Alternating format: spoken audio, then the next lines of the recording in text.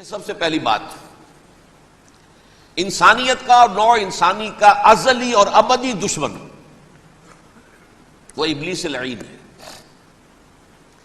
یہ چونکہ چیزیں ایسی ہیں کہ جو ما وراء الطبیعات سے متعلق ہیں۔ ابلیس جن ہے، جن انویزیبل ورلڈ سے تعلق رکھتا ہے، غیر مرئی جو نظر نہیں آتے۔ فرشتے انویزیبل ورلڈ سے تعلق رکھتے ہیں، غیر مرئی جو نظر نہیں آتے۔ یہ ہم جو ہے اور یہ حیوانات دنیا میں جو ہے یہ مرئی ہے، ویزیبل۔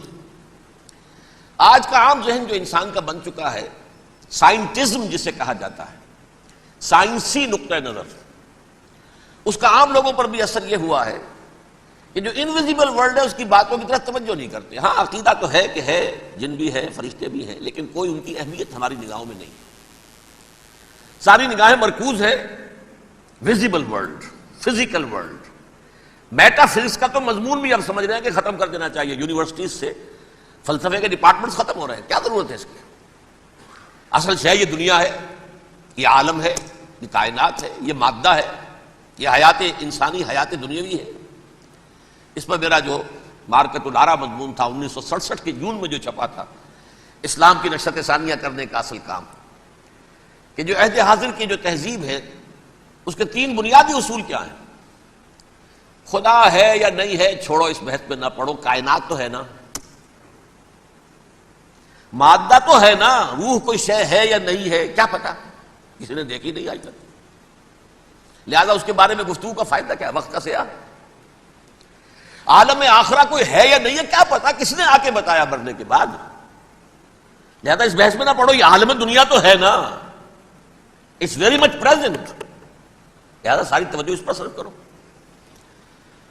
تو خدا کے مقابلے میں کائنات پر توجہ، روح کے مقابلے میں مادے اور جسم پر توجہ، حیات اخروی کے مقابلے میں حیات دنیاوی پر توجہ۔ یہ ہے اصل میں کرکس آف دی میٹر، اس تہذیب جدید کا خلاصہ۔ یہ دیکھیے اللہ تعالیٰ نے جو مخلوقات پیدا کی ہیں ان میں ایک تقسیم تو ہو سکتی ہے ذی حیات اور بغیر حیات، جاندار چیزیں اور بے جان چیزیں۔ بے جان چیزیں بے شمار، یہ تمام فلکیات، یہ پوری کائنات، یہ زمین، یہ پہاڑ، یہ شجر و حجر، کیا؟ لیکن ایک ہے جاندار۔ ان جانداروں میں ایک تقسیم ہے، 2 کا تعلق غیر مرئی دنیا سے ہے، انویزیبل ورلڈ سے۔ فرشتے جو دکھائی نہیں دیتے، ان کی پیدائش ہوئی ہے نور سے۔ دوسرے جنات جو انسانوں سے پہلے پیدا کیے گئے، آدم سے پہلے، وَالْجَانَّ خَلَقْنَاهُ مِن قَبْلُ مِن نَارِ السَّمُومِ، جنات کو تو ہم بہت پہلے پیدا کر چکے تھے آگ کی لو سے، وہ بھی نظر نہیں آتے۔ تیسرے انسان اور اس دنیا میں جتنے بھی حیوانات ہیں، ان کا جو مادہ ہے وہ ارض، یہ زمین ہے، یہ مٹی سے بنے، تراب سے بنے، کرسٹ آف دی ارتھ سے بنے۔ اب ان میں ایک تقسیم ہے، ایک وہ ہے، ان تمام میں شعور تو ہے، حیوانات میں بھی شعور ہے، خود شعوری جسے کہتے ہیں سیلف کانشسنس، یہ صرف 3 میں ہے، فرشتہ، جن اور انسان۔ حیوانات میں خود شعوری نہیں ہے، کانشسنس ہے، سیلف کانشسنس نہیں ہے۔ تھوڑی سی بات سے سمجھا دوں آپ کو، میں دیکھ رہا ہوں، آپ مجھے دیکھ رہے ہیں، کتا بھی کوئی یہاں ہوتا تو مجھے دیکھ رہا ہوتا، لیکن کتے کو مجھے دیکھتے ہوئے یہ احساس نہیں ہوتا کہ میں دیکھ رہا ہوں، یعنی کتے کو یہ احساس نہیں ہوتا کہ وہ دیکھ رہا ہے، مجھے دیکھ تو رہا ہے، اس کو میں کا احساس نہیں ہے کچھ۔ میں جب دیکھ رہا ہوں تو میں سمجھتا ہوں میں دیکھ رہا ہوں، میں ہوں کوئی شے جو دیکھ رہا ہوں، یہ خود شعوری ہے، سیلف کانشسنس۔ کسی بھی کام کو کرتے ہوئے اپنے وجود کا احساس، میرا فیصلہ ہے، میری رائے ہے، یہ ہے در حقیقت سیلف کانشسنس، انا، سیلف، خودی۔ یہ حیوانات میں نہیں ہے، یہ ہے صرف ملائکہ، جنات اور انسان۔ اب یہاں مسئلہ پڑ گیا، بڑا پرپیچ مسئلہ۔ اللہ تعالیٰ نے پہلے انسانی ارواح کو پیدا کیا نور سے، پھر ناگ سے پیدا کیا، نار سے، آگ سے جنات کو، پھر مٹی سے بنایا، آدم کا حی اللہ، اس میں روح پھونک دی، اب آدم بن گئے۔ اعلان یہ کر دیا کہ خلافت عرضی جو ہے وہ آدم کو عطا کی جا رہی ہے. یہ پیش پڑ گیا. اس پر تھوڑا سا اشکال تو فرشتوں کو بھی ہوا. قرآن میں ہے سورہ بقرہ کے 4 رکوع میں اتجعل فیہا من یفسد فیہا ویسفک الدماء ونحن نسبح بحمدک ونقدس لک. پروردگار اس آدم کو تو خلافت دے رہا ہے، زمین کے اندر اختیار دے دے گا، یہ تو فساد کرے گا، خوریزی کرے گا، ہم تیری تسبیح و تحمید میں لگے ہوئے ہیں، جو بھی حکم ہو ارشاد ہو ہم بجا لاتے ہیں، تو ضرورت کیا ہے؟ اس کا جواب اللہ نے دیا انی عالم ما لا تعلمون، میری مشیت، میری حکمت وہ میں ہی جانتا ہوں، ضروری نہیں کہ تم اس کو شیئر کر سکتے. لیکن یہ جنات میں سے ایک جن تھا عزازیل.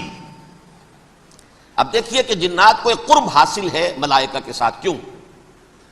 وہ نور سے پیدا کیے گئے، یہ نار سے پیدا کیے، کتنا قرب ہے دونوں میں. انسان پیدا کیا گیا مٹی سے، مٹی انرٹ ہے، آگ بھڑکتی ہے، اوپر اٹھتی ہے، شعلہ زن ہوتی ہے، انرجی ہے اس میں. نور اور نار میں بڑا قرب ہے. اور عربی کے ایک قاعدے سے تو یہ ایک ہی لفظ ہے، مادہ ایک ہی ہے، حروف علت جو ہے ایک دوسرے کی جگہ آ جاتی. یہ قرب ہے، اگرچہ زمین و آسمان کا فرق ہے دونوں میں. فرشتہ نور سے پیدا کیا گیا ہے، وہ پاک ہے، وہ اللہ کے کسی حکم کی خلاف ورزی کر ہی نہیں سکتا. لا یعصون اللہ ما امرہم ویفعلون ما یؤمرون. وہ جو بھی اللہ تعالیٰ حکم دیتا ہے اس کی کوئی معصیت یا نافرمانی نہیں کرتے، بلکہ جو حکم لیا جاتا مان لیتے. ذرا سا اشکال ہوا تھا، پوچھ لیا، جواب مل گیا، خاموش ہو گئے بس. لیکن عزازیل نامی ایک جن تھا جو ایک تو جن ہونے کی نسبت سے فرشتوں سے کچھ نہ کچھ مماثلت تھی، قرب تھا. دوسرے یہ علم میں، زہد میں، عبادت میں اتنا اونچا تھا، اتنا اونچا تھا، اتنا اونچا تھا کہ یہ ملائکہ ہی کے صف میں شامل ہو گیا. اس نے علم بغاوت بلند کر دیا. جب حکم دیا گیا کہ سجدہ کرو آدم کو، اب یہ دیکھیے کس قدر یہ اہم مضمون ہے. اور آپ سوچ رہے ہیں یہ باتیں آج پہلی مرتبہ ہمیں اس طرح سنائی جا رہی ہیں. یہ باتیں تو علم میں آتی نہیں ہمارے. وجہ کیا ہے؟ آپ کو دلچسپی نہیں ان چیزوں سے. جدید تہذیب نے ان چیزوں کی اہمیت کو زیرو کر دیا. قرآن میں اہمیت کا کیا عالم ہے؟ 7 جگہ یہ مضمون قرآن میں آیا ہے کہ فرشتوں کو ہم نے حکم دیا سجدہ کرو آدم کو، سب نے سجدہ کیا. فسجد الملائکۃ کلھم اجمعون، سارے کے سارے، کل کے کل، سب نے مل کر سجدہ کیا آدم کو. اللہ کے حکم سے فوراً تعمیل کر دی. الا ابلیس ابا واستکبر وکان من الکافرین. ابلیس نے نہیں کیا، انکار کیا، استکبار کیا، گھمنڈ کیا. اور اس کو سورہ کہف میں بیان کر دیا گیا. یہ اس لیے کہ وہ اصل میں جنات میں سے تھا، اگرچہ شامل تو تھا فرشتوں میں اس وقت. کان من الجن ففسق عن امر ربہ، وہ اصل میں جنات میں سے تھا، اس وجہ سے وہ اپنے رب کے اس فیصلے کے خلاف کھڑا ہو گیا. سرکشی تھی اس میں. یہ معاملہ اتنا اہم ہے. اب آپ سمجھیے کہ 7 مرتبہ سورہ بقرہ، سورہ اعراف، سورہ حجر، سورہ بنی اسرائیل، سورہ کہف، سورہ طٰہٰ، سورہ صاد، 6 مکی صورتوں میں ذکر ہے یہ، اور ایک مدنی صورت سورہ بقرہ. ان میں سے اکثر مقامات پر پھر جب اللہ نے کہا کہ اچھا تم نے یہ سرکشی کی ہے اور ہمارے حکم کی خلاف ورزی کی ہے تو یہاں سے نکل جاؤ، دفع ہو جاؤ، تم مردود ہو، مردود ملعون، ان علیک لعنتی الی یوم الدین، اب تجھ پر لعنت رہے گی میری قیامت کے دن. اس نے کہا اچھا پروردگار پھر مجھے ذرا مہلت دے دے، رب فانظرنی الی یوم یبعثون، قیامت تک میری زندگی طویل کر دے. فذهب فإنك من المنظرین، کہہ دیا اچھا جاؤ، تمہاری یہ درخواست بھی ہم نے قبول کی. اس نے کہا پروردگار اب میں اس آدم کو بھی گمراہ کر کے چھوڑوں گا اور آدم کی نسل کو تباہ کر کے چھوڑوں گا. انتہائی شدید چیلنج کے انداز میں یہ قرآن مجید میں 4-5 مرتبہ مضمون آیا ہے. میں نے صرف 2 جگہ سے آپ کو اس وقت کوٹ کر کے سنایا تھا. سورہ اعراف میں اللہ تعالیٰ فرماتے ہیں قالا، اس پر ابلیس نے کہا فبما اغویتنی، تو اے رب جو تو نے مجھے گمراہ کیا ہے، مجھے ذلیل کر دیا، مجھ پر فوقیت دے دی، اس کو انا خیر منہ، میں اس سے بہتر ہوں، خلقتنی من نار وخلقتہ من طین، بنایا تو نے مجھے آگ سے اور اس کو بنایا مٹی سے، پھر مجھ سے مطالبہ کہ میں سجدہ کروں، اور میں نے سجدہ نہیں کیا تو اب تو نے مجھے ملعون قرار دے دیا. قال فبما اغویتنی لاقعدن لهم صراطک المستقیم، اب میں یہ نسل آدم کے لیے اس کو برباد کرنے کے لیے تیری سیدھی راہ کے اوپر گھات میں بیٹھوں گا، سیدھے راستے پر چلنے نہیں دوں گا. ثم لآتینہم من بین ایدیہم، پھر میں ان پر حملہ آور ہوں گا ان کے سامنے سے بھی، ومن خلفہم ان کے پیچھے سے بھی، وعن ایمانہم ان کے داہنی جانب سے بھی، وعن شمائلہم ان کے بائیں جانب سے بھی، ولا تجد اکثرہم شاکرین، اور تو دیکھے گا کہ ان کی اکثریت تیری شکر گزار بندوں پر مشتمل نہیں ہوگی. یہ چیلنج تھا. اور ایک چھوٹا سا چیلنج جو سورہ صاد میں آیا ہے، اور یہاں تو اس نے اللہ کے جلال کی قسم کھا کر کہا قال فبعزتک لأغوینہم اجمعین، اے رب تیری عزت تیرے جلال کی قسم ہے میں ان سب کو گمراہ کر کے چھوڑوں گا، الا عبادک منہم المخلصین، سوائے ان میں سے وہ کچھ لوگ جنہیں تو خالص اپنا بندہ بنا لے، جنہیں تو اپنا بندہ بنا لے. مخلص، مخلص نہیں، مخلص یہ مفعول ہے، فاعل نہیں ہے، جسے تو بنا لے. بعض لوگوں کو اللہ چن لیتا ہے، ہو اجتباک، تمہیں چن لیا ہے. استفاء، اجتباء، وہ بچیں گے جن کو تو اپنی خاص امان میں لے لے گا، باقی میں سب کو گمراہ کر کے چھوڑوں گا. یہ ہے اصل دنیا میں نوع انسانی کا ابدی دشمن، ازلی سے ابدی تک. اور اس میں نوٹ کیجئے کہ اس کی اصل بنیاد کیا ہوئی؟ دو لفظ، تکبر اور حسد. استکبرا، تکبر کیا، انا خیر منہ، میں اس سے بہتر ہوں. یہ ساری بس کی گانٹھ یہی ہے، سب سے بڑی گمراہی کی وجہ یہی ہے. اسی لیے کہا ہے حدیث میں لن يدخل الجنہ من کان فی قلبہ مثقال حبۃ من کبر، جنت میں ہرگز وہ شخص کبھی بھی داخل نہیں ہو سکے گا جس کے دل میں رائے کے دانے کے برابر بھی کبر ہے. تکبر سب سے بڑا جرم ہے. الکبر ردائی، اللہ فرماتا ہے یہ تکبر یہ تو میری چادر ہے. کوئی شخص تکبر کرتا ہے تو گویا میری چادر گھسیٹ رہا ہے میرے کندھے سے. عرب میں کسی شخص کی توہین کرنی ہوتی تھی تو اس کی چادر گھسیٹتے تھے، ننگا کر دیا گویا کہ یہ میری ردائی ہے. الکبر ردائی، یہ میری چادر ہے، یہ جامہ مجھے زیب دیتا ہے، مجھ پر راستہ تھا. اور حسد، آدم کو جو برتری عطا ہو گئی اس حسد کی آگ میں وہ جل رہا ہے اور اس کا انتقام لینا چاہتا ہے. آدم سے بھی، آدم کو بھی گمراہ کیا، جنت سے نکلوایا. ویسے نکلنا تو انہیں تھا ہی مشیت اذنی میں، لیکن فوری طور پر اللہ کے حکم کی خلاف ورزی تو کروائی نا. فعصى آدم ربہ فغوى، آدم نے اپنے رب کے حکم کی نافرمانی کی اور گمراہ ہوا عارضی طور پر. یہ دوسری بات ہے، توبہ کر لی، اللہ نے توبہ قبول فرما لی، معاف کر دیا. وہ مستقل جو ہے وہ نسل انسانی پر اس گناہ کا اثر متوارث طور پر نہیں آ رہا ہے، ختم ہو چکا معاملہ، ہوا تھا ہو گیا. فتلقى آدم من ربہ کلمات فتاب علیہ انہ هو التواب الرحیم. اور توبہ کی شان یہ ہے جب وہ قبول ہو جائے اللہ کی جناب میں، کہ التائب من الذنب کمن لا ذنب له، گناہ سے توبہ کرنے والا ایسے ہوتا ہے جیسے اس نے کبھی گناہ کیا ہی نہیں تھا. لیکن بہرحال وہ گمراہ کرنے میں کامیاب ہو گیا، حضرت آدم اور حوا کو بھی.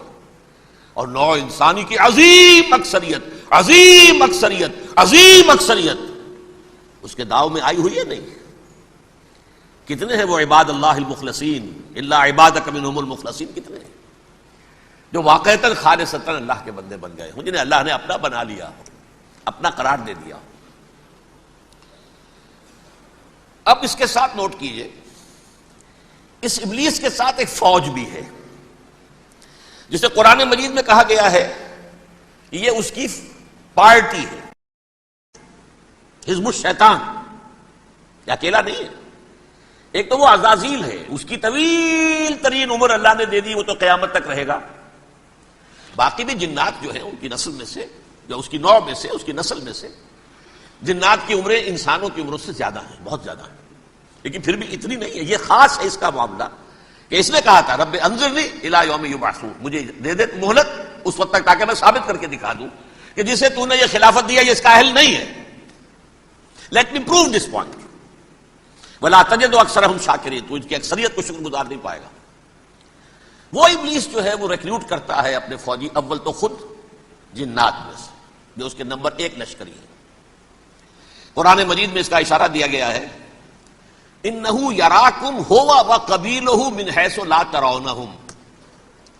دیکھو لوگو، اے انسانوں، وہ ابلیس لعین عزازیل اور جو اس کی قبیلے کے لوگ ہیں، جنات ہیں، وہ تمہیں وہاں سے دیکھتے ہیں اور تاکتے ہیں اور حملہ کرتے ہیں جہاں سے تم انہیں نہیں دیکھتے. وہ غیر مرئی ہیں، انویزیبل ہیں، تمہیں نظر نہیں آتے. ویزیبل دشمن کا وار تو روک لو گے، انویزیبل کا کیسے روکو گے؟ انہو یراکم ہوا وقبیلہ، اکیلا ہی نہیں ہے وہ تو تمہیں تاکتا ہے، تم پر حملہ کرتا ہے، گھات میں لگ کر جو ہے تمہارے اوپر حملہ کرتا ہے، وہ بھی اور اس کے ساتھ اس کے قبیلے کے لوگ، جنات بھی، من حیث لا ترونہم، جہاں سے کہ تم انہیں نہیں دیکھتے. لیکن اس کے علاوہ وہ انسانوں میں سے بھی ریکریوٹ، رنگ روٹ وہ برپا کر، وہ جو ہے ان کو اپنے پاس رکھتا ہے فوج کے اندر. جس کی سب سے بڑی مثال کیا ہے؟ سورہ مجادلہ میں اللہ تعالیٰ نے منافق، حالانکہ وہ کون تھے؟ بظاہر حضور کا کلمہ پڑھنے والے، حضور کے پیچھے نماز پڑھنے والے، اسلام کا دعویٰ کرنے والے، ان کو اللہ فرماتا ہے اولئک حزب الشیطان الا ان حزب الشیطان هم الخاسرون، یہ شیطان کی پارٹی کے لوگ ہیں.